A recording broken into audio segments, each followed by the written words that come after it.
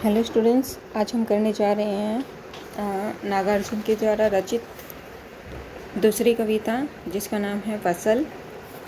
देखिए इसकी व्याख्या कैसे आएगी। एक के नहीं दो के नहीं ढेर सारी नदियों के पानी का जादू, एक के नहीं दो के नहीं लाख लाख कोटि कोटि हाथों के स्पर्श की गरिमा, एक की नहीं दो की नहीं हजार हजार खेतों की मिट्टी का गुणधर्म। इसमें क्या है, इसका प्रसंग देख लीजिए पहले कैसे आएगा। प्रसंग प्रस्तुत पंक्तियाँ हमारी हिंदी की पाठ्य पुस्तक क्षितिज भाग 2 में संकलित कविता फसल से अवतरित है, जिसके रचयिता श्री नागार्जुन जी हैं। और इस कविता में उन्होंने जो किसान जो फसल उत्पन्न करता है उसके लिए मनुष्य और प्रकृति दोनों मिलकर एक दूसरे का सहयोग करते हैं। उनके सहयोग से ही क्या होती है, फसल उत्पन्न होती हैं। इसकी व्याख्या देख लीजिए कि कवि कहते हैं कि फसल को उत्पन्न करने के लिए एक या दो नहीं बल्कि अनेक नदियों से प्राप्त होने वाले पानी अपना जादुई प्रभाव डालता है। अर्थात कह सकते हैं कि एक या दो नदियों के पानी से नहीं बल्कि जो फसल जो होती है वह अनेक नदियों के पानी से ही उत्पन्न होती हैं। एक के नहीं दो के नहीं लाख लाख कोटि कोटि हाथों के स्पर्श की गरिमा। कोटि क्या होता है, करोड़ों की जो फसल जो उत्पन्न होती है वह एक या दो के हाथों से नहीं बल्कि लाखों और करोड़ों किसानों के हाथों के स्पर्श से ही उत्पन्न होती हैं। अर्थात कह सकते हैं कि लाखों करोड़ों हाथों के द्वारा छूने की गरिमा ही फसल में छिपी हुई है।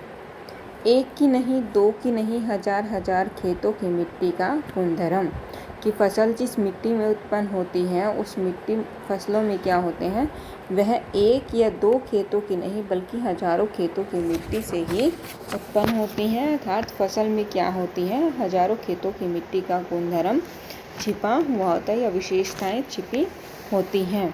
गुणधर्म क्या होता है, विशेषताएं। आगे देखिए, फसल क्या है, और तो कुछ नहीं है, वह नदियों के पानी का जादू है, वह हाथों के स्पर्श की महिमा है, भूरी काली संदली मिट्टी का गुणधर्म है, रूपांतर है सूरज की किरणों का, सिमटा हुआ संकोच है हवा की थिरकन का।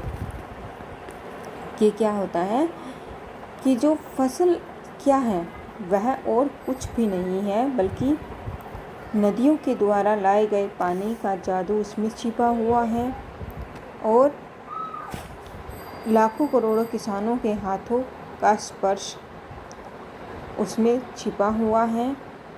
और क्या है, भूरी काली संदली मिट्टी का गुणधर्म है कि फसल में क्या होता है, भूरी काली और संदली, इन तीनों प्रकार की मिट्टी की विशेषताएं उसमें विद्यमान है।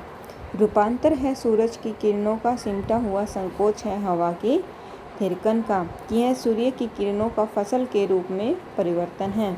सूर्य ने अपनी किरणों से उसे बढ़ाया है, जीवन दिया है। हवा ने इसे थिरकने और इधर उधर हिलने का गुण प्रदान किया है। भाव यह है कि फसल जो है वो प्रकृति और मनुष्य की सामूहिक प्रयत्नों का परिणाम है।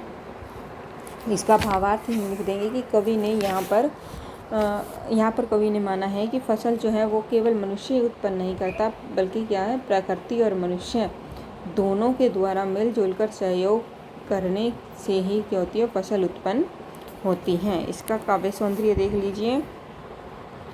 पहला पॉइंट आ जाएगा, खड़ी बोली का प्रयोग किया गया है, तत्सम तद्भव शब्दावली का प्रयोग है, अभिधा शब्द शक्ति, ऐतुकांत, छंद, प्रसाद गुण, सांतरस और तत्सम तद्भव हो गया। और इसमें अलंकार आ जाएगा, पुनरुक्ति प्रकाश अलंकार, प्रश्न अलंकार और अनुप्रास अलंकार। ये था हमारा फसल कविता। इतनी ही है।